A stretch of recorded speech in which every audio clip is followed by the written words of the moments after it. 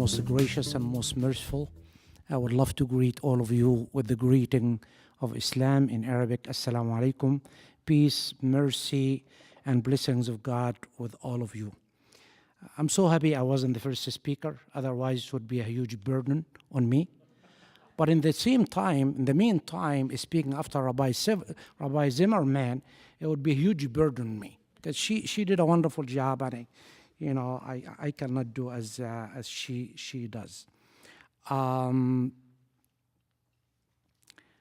Being a Muslim and coming from overseas to the United States of America, this is by itself a huge burden on me. I did not come to here to be quote-unquote ordained imam or clergy to serve in our mosque. I came mainly to pursue my graduate education at the University of Minnesota. That's it. But it is the pressing needs of the community that put me under that huge pressure and tension and burden in order to serve the Muslim community. I had to study so hard, and I had to acquire a lot of knowledge about Islam and so on and so forth. My wife and I came back to 1980 to the University of Minnesota. 1979, you may remember, late of 79, early 1980, it was the Iranian Revolution under the leadership of Ayatollah Khomeini, the crisis of the hostage, the end of the era of Carter administration. And in the middle of all of this, wherever I go, anyone would know, I'm a Muslim. Are you Khomeini? Are you Iranian? And you're part of that hostage crisis, and so on and so forth. And I have to prepare myself to answer those questions with the truth. That truth we will learn early on in our life, that the truth word itself, it is one of the attributes of God Almighty, Al-Haqq. We have to say it. That's why it has been stated clearly in the Quran, chapter 2, verse 42. وَلَا تَلْبِسُوا الْحَقَّ بِالْبَاطِلِ وَتَكْتُمُوا الْحَقَّ وَأَنْتُمْ تَعْلَمُونَ.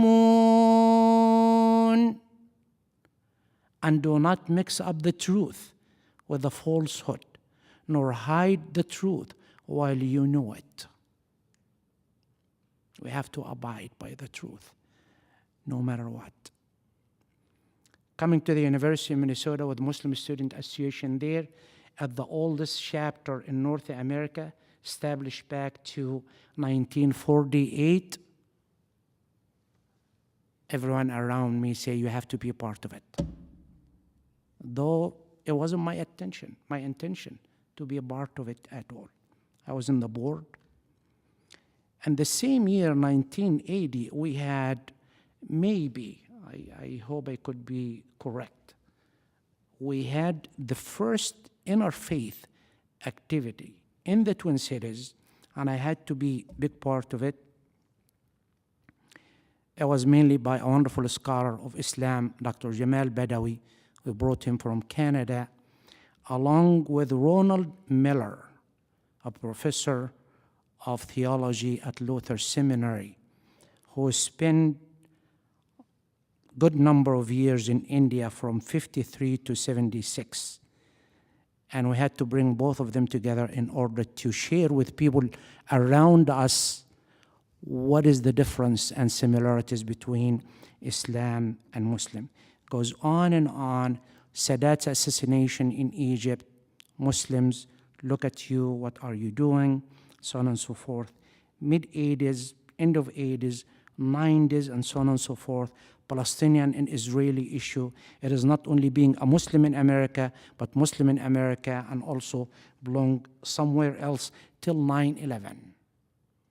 On the steps of the state capitol, myself, along with Rabbi and a pastor, what I should tell people around us, thousands of people, who are we, who did what was done there. the only thing came to my mind to share with people around. من قتل نفسا بغير نفس أو فساد في الأرض فكأنما قتل الناس جميعا ومن أحياها فكأنما أحيا الناس جميعا. If anyone killed a person not in retaliation of murder or and to spread mischief in land, it would be as if he killed all mankind. And if anyone saved a life, it would be as if he is saved the life of all mankind. Part of a big truth we believe in. Thank you.